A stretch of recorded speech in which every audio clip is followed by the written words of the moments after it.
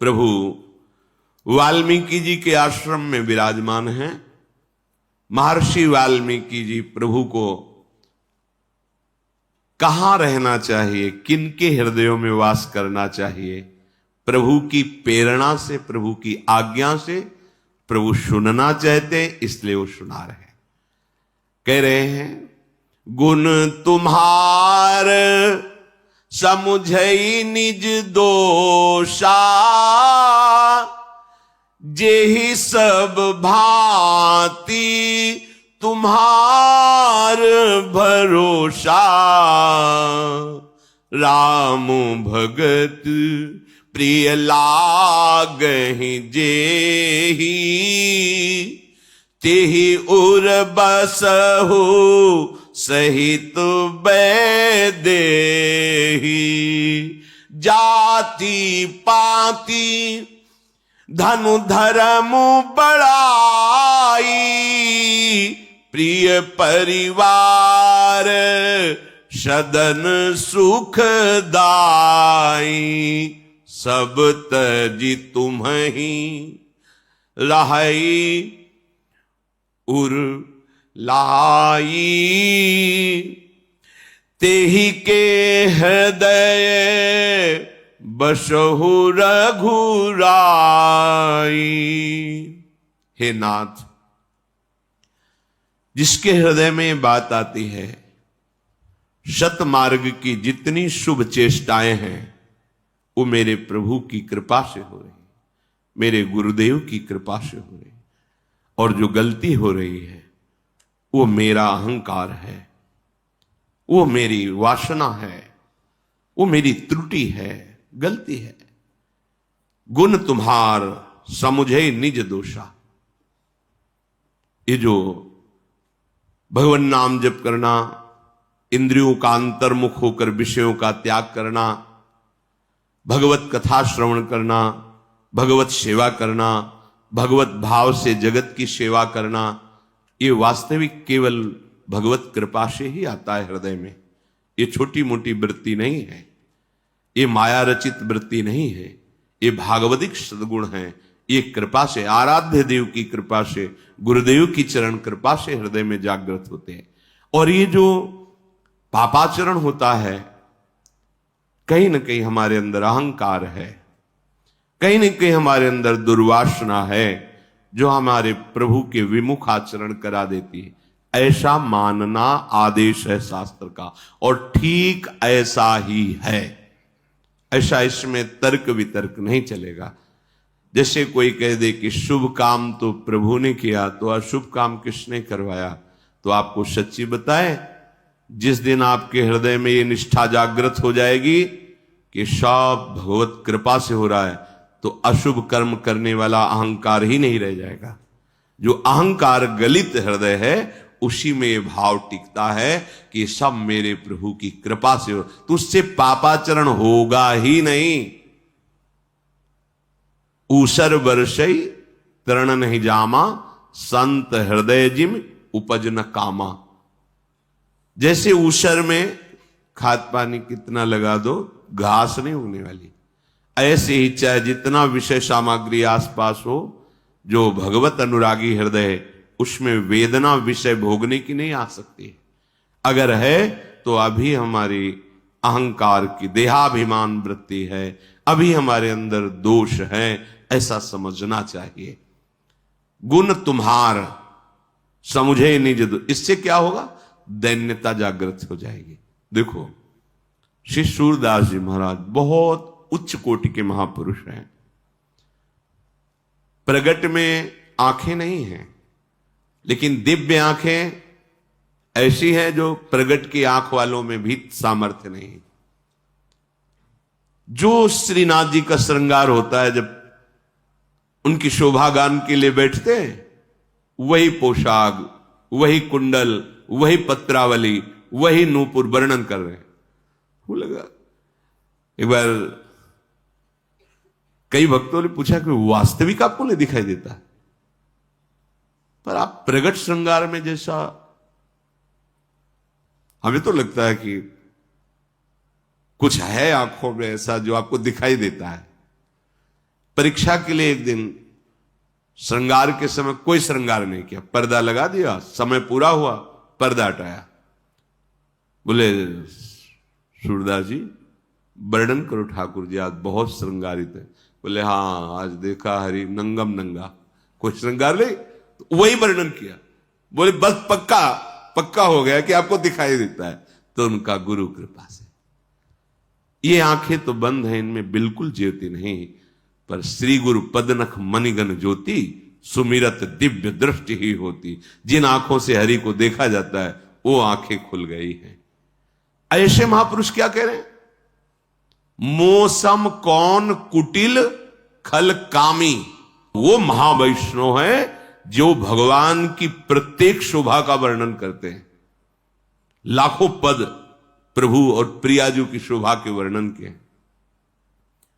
वो कह रहे मौसम कौन कुटिल खल, कैसे शब्दों को प्रयोग कर, कामी।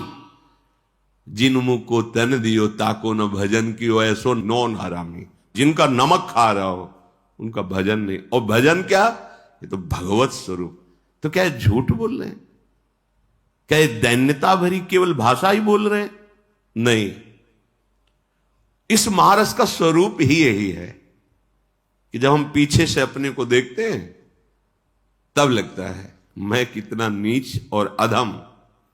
जहां एक एक वृत्ति बिखरी पड़ी है, बिखरी पड़ो मन सिमटत नाही इंद्रिन लीनो जीत, वहां ये रस, तब लगता है मैं तो नीच और अधम हूं। अगर कुछ है तो मेरी लाडली की कृपा है। यह ऐसा अनुभव होता है। जैसे हम अपने को बहुत सुंदर मान लेना, तब सुंदरता का पता दर्पण के सामने चलता है। या जहां बहुत सुंदर लोग हो वहां चले जाओ तो तुम्हें अपनी सुंदरता का पता चलेगा।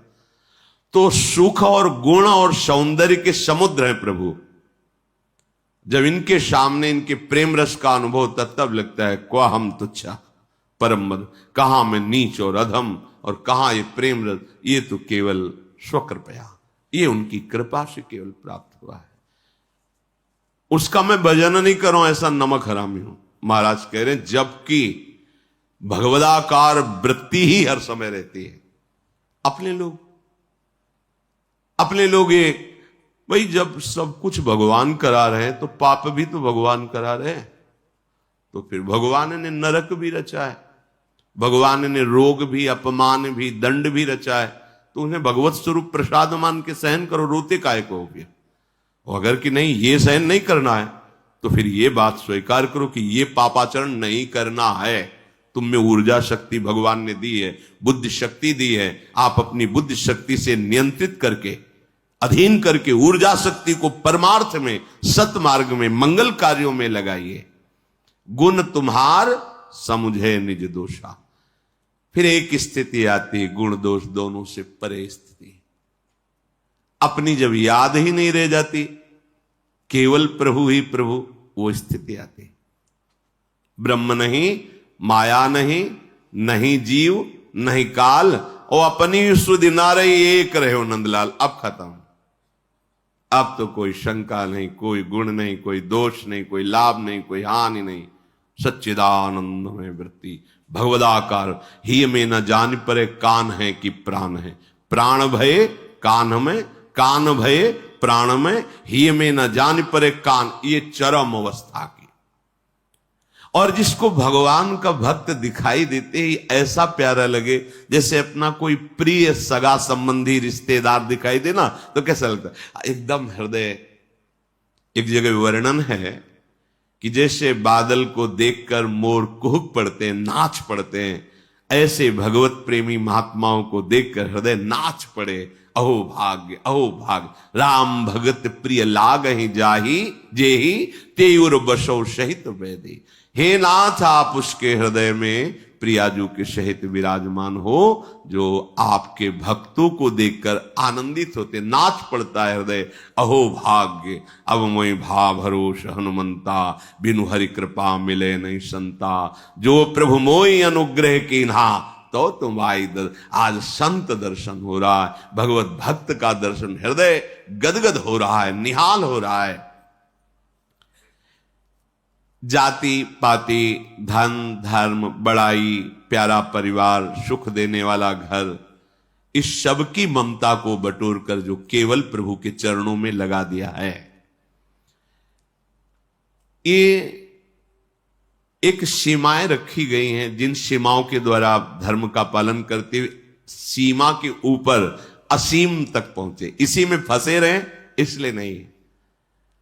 सबरी जी से प्रभु जी ने यही कहा है, मानव एक भगति कर नाता, जाति पाति कुल धर्म बड़ाई, ये सब मैं नहीं मानता। प्रभु कह रहे, अगर मैं अपनापन मानता हूं तो केवल मानता हूं मानव एक भगति कर नाता। प्रभु कह रहे, भागवत में आया है, अहोबत सुपचतु गरियान यज्जिभ्याग्रे वर्तते नाम तुभ्यम। सबसे श्रेष्ठ गरियान माने श्रेष्ठ, महान वो है कौन? यद्यपि है वो चांडाल।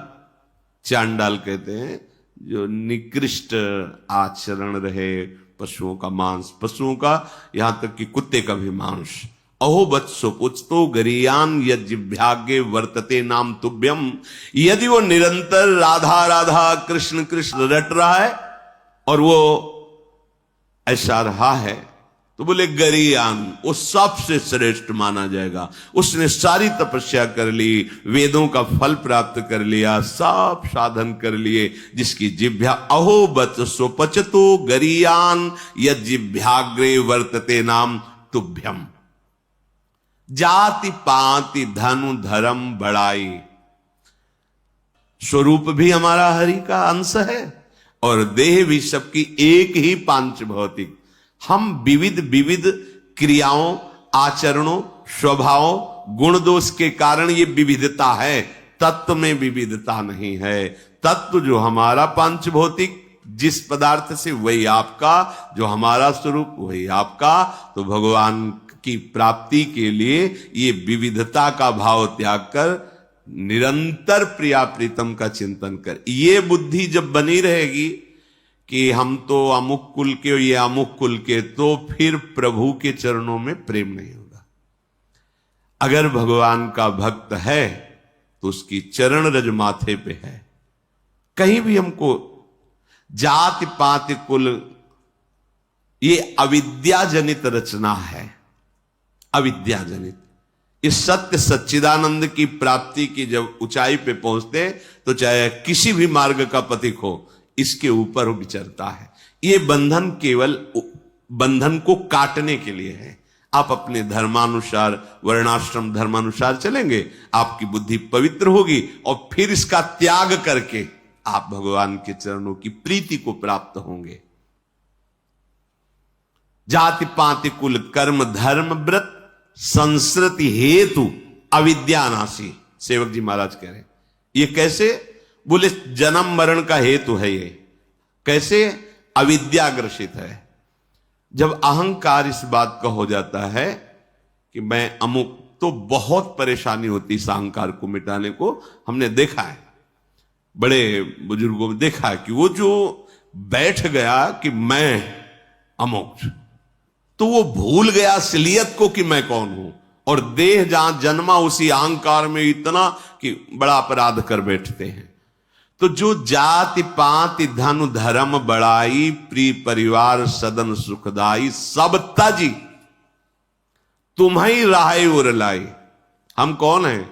हम हरि के जन हैं, बस और कुछ नहीं। हमारा परिचय क्या है? हम हरि के जन हैं। हमारा परिचय क्या है? हम प्रियालाल के, बस इसके आगे कोई परिचय नहीं। वैसे भी जो जितने शरणागत प्रभु सब अच्युत कुल गोत्री हैं, जैसे अपने लोग कहते हैं श्री हरिवंश सुगोत कुल देव जाति हरिवंश, हा हरि रा राधा व वृंदावन सा सहचरी। सहचरियों के मध्य में वृंदावन धाम में विराजमान प्रिया प्रीतम, यही हमारे कुल हैं, ये हमारे गोत्र हैं, ये हमारी सिद्धि है, ये हमारी साधना है, यही हमारे जीवन है। ये परिचय है भक्त का। आप कहां जन्मे, आप किस कुल में, आप क्या हैं, ये परिचय भक्त का नहीं है। ये शरीर का भले हो सकता है, भक्त का परिचय है जो कुछ है सब प्रिया प्रीतम। किस कुल में जन्मे? प्रिया प्रीतम के कुल में, श्री हरिवंश सुगोत अच्युत कुल। जैसे सब वैष्णवजन अच्युत कुल, किसको गोत्र में? हरि के गोत्र में। हमारा कुल भी हरि है। वैसे भी मूल में आओ, सबके मूल हरि है, हरि से ही सब प्रकट हुआ है, अंश भी और ये भी जो परा प्रकृति है, ये सब हरि स्वरूप ही है। तो कह रहे हैं ये सब प्रभु के चरणों में समर्पित कर दो, एकमात्र अपने हृदय में केवल प्रभु से संबंध रखो। तेहि के हृदय बसहु रघुराई, उसके हृदय में हे नाथ आप विराजमान हो। सरगु नरकु अपबरगु समाना, जहां तहां देख धरे धनु बाना, कर्म बचन मन रावुर चेरा,